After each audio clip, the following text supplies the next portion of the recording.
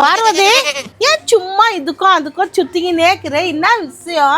இந்த குழந்தைய வர தூக்கி நிக்கிற நீ அம்மாட்ட கொழும்பு வாங்க போயிருந்தா. இப்ப கொழும்புல நாங்க போனியா 500 ரூபாய் தர, நீ என்ன பண்ற இப்போ? அத்தை பாஸ்தா செஞ்சுட்டு 1 கேஜி கறி வாங்கி சூப் வச்சுட்டோம்னா.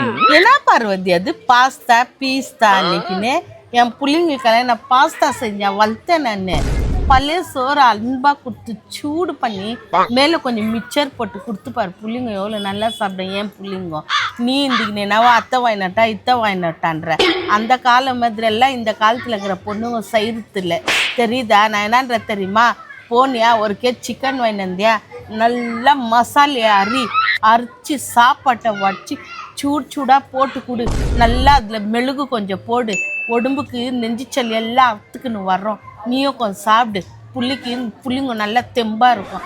அத்தை விட்டுட்டு போய் பாஸ்தா வாங்கினட்டா பீஸ்தா வாங்கினட்டான்ற உனக்கு இன்னும் குடும்ப பொறுப்புன்றதே வரதில்லை பாரு. 500 ரூபாய்க்கு அத்தை அப்படியே சரி பண்ணிடுவேன். நானா இருந்தால் அந்த 500 ரூபாயில் என்னென்ன பண்ணுவேன் தெரியுமா? கறி வாங்கினந்து அரிசி வாங்கினந்து பிள்ளைங்களுக்கு 2 டைமுக்கு காலையில் மத்தியானம் செஞ்சேன்னா நைட்டு வரைக்கும் வச்சுன்னு அந்த குழம்பை கொடுப்பேன் என் பிள்ளைங்களுக்கு. நீ ஒரே டைம் அந்த 500 ரூபாய் காலி பண்ணதுக்கு பண்ணுறேன்ற உன்னால வச்சுனேன்னா தான் அவன் குப்பை கொட்ட போகிறான்னு தெரில. ஏதோ என் உயிர் இருக்கிற வரைக்கும் உனக்கு சொல்லி கொடுத்துனுக்க போகிறேன்.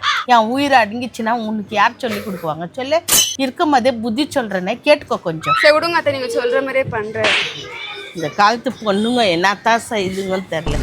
சோறாக்குன்னா என்ன விதவிதமாக பண்ணுங்க. இன்னும் கொஞ்ச நாள் போனால் அப்படியே டோர் டெலிவரி பண்ண வைக்கவங்க மாதிரி இருக்குது. சரி.